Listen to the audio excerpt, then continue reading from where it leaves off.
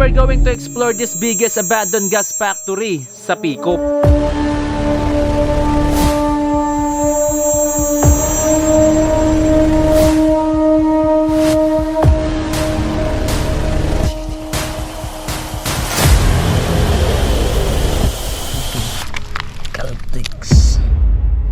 Taong 1920 na simulang itanayo ang Caltex sa bahagi ng New Zealand bilang isang Star Oil na naka-registered at na-establish upang mag-import at mamahagi ng langis at gasolina. Caltex sa petroleum name brand of Chevron Corporation na ginamit sa rehiyon ng halos more than 60 countries in Asia Pacific region, the Middle East and Southern Africa. At isa na dito ang Pilipinas na halos more than 600 Caltex station ang gumagana, but isa sa kanila ay naabandonado na. Kaya we're going to explore this biggest abandoned gas factory na matatagpuan sa lugar ng District City. So guys, nandito tayo ngayon sa pinakamalaking abandon na tinatawag nilang the largest gasoline, which is yung mga laman lahat ng mga gasolina dito, it's bunkers. Pagpasok mo pa lang sa lugar, kitang-kita mo na talaga ang mga naglalakihang abandonadong tangke na dito mismo nilalagay ang mga iba't ibang uri ng gasolina. So basically, ginagamit talaga siya sa pangsunog talaga. Eto, kasi yung inaapakan natin, ayan. So medyo mauling na, tapos sobrang itim na talaga. Tapos sobrang dami talaga ng mga tangke na naka-abandon talaga dito. At if you can see this one, so yan, kung titingnan natin tong isa dito, it's sunog-sunog na talaga siya. And aside of that, yung ibang parte nito ay halos sunog na. So kung titingnan natin dito guys, ito sunog na talaga to. So ito yung drum na pinagamit din. Maliban sa isang sunog na nakita natin, meron ding isang tangkeng nakabukas, and you can see sobrang itim na nito, and we don't know kung anong klaseng gasolina ito. So kung titingnan natin ditong loob na to, it's pure. So yung laman talaga niya, it's sobrang itim na. Tapos etong tangke na to, it's super abandoned na talaga to. And I don't know ilang taong dekada na to nakatambak at nakatambay talaga dito. Hindi lang to siya mag-isa, but sobrang dami talaga siya nakaambak dito sa lugar na to. Maliban sa mga tangkeng nakikita natin dito, ay matutuklasan din natin yung bawat tangke kung gaano siya kakapal at katibay. So guys, literal talaga na meron kayong nakikita ng mga tatlong tangke dito na naka-abandon mo talaga. And you can see this one, first time ko makikita ng tangke na meron talaga siyang foam sa ilalim nito. Akalain nyo halos doble yung nakabalot sa bawat katawan nito para just to make sure walang leaking yung mangyayari.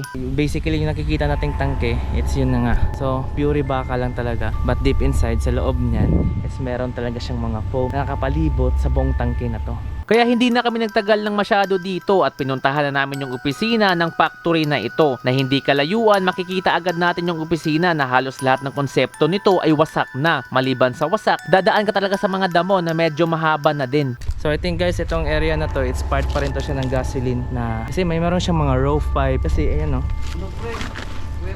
Warehouse no, ayaw nga no, ayun no. So hindi talaga siya office guys, which is exactly warehouse talaga to siya guys, na hindi naman siya gaano kalakihan, but sakto lang talaga yung laki niya. Kasi ito makikita natin yung row 5, row 6, row 7. Kasi yung row 5 to row 6 to row 7, yan yung nakapangalan dun mismo sa bawat tangke dun na nakaambak at naka-abandon na talaga.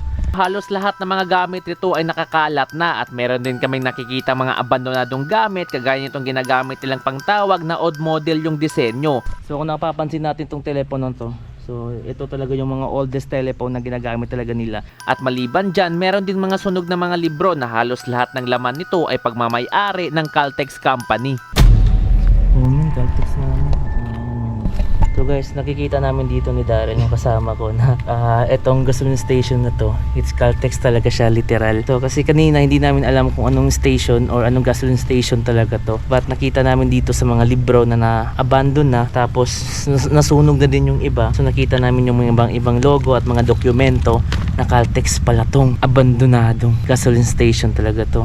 We don't know what happened about this area, kung bakit nagsara ito, kasi according to my research, pagsasakop siya ng isang pinakamalaking industriya ng papel sa Pilipinas, was originally incorporated on April 1, 1952. Kaya pinuntahan na namin yung naglalakihang tangke na kung saan nabuo at ginawa ang mga iba't ibang uri ng gasolina. So kung nakikita natin dito guys, kitang-kita talaga natin yung sobrang laki talaga ng tangke. Hindi lang to isa, which is tatlo to sila or apat na nakaambak dito, kaabandonado na. Pagkarating namin doon, kitang-kita mo na talaga ang mga abandonadong naglalakihang tangke at sad to say, hindi tayo pwedeng makalapit sa lugar na ito. Basically, hindi talaga tayo makapasok kasi sobrang lalim ng tubig dito sa baba. At because of the area na halos lahat ng pwedeng daanan nito ay binalot na talaga ng mga tubig na may halong gasolinang natapon.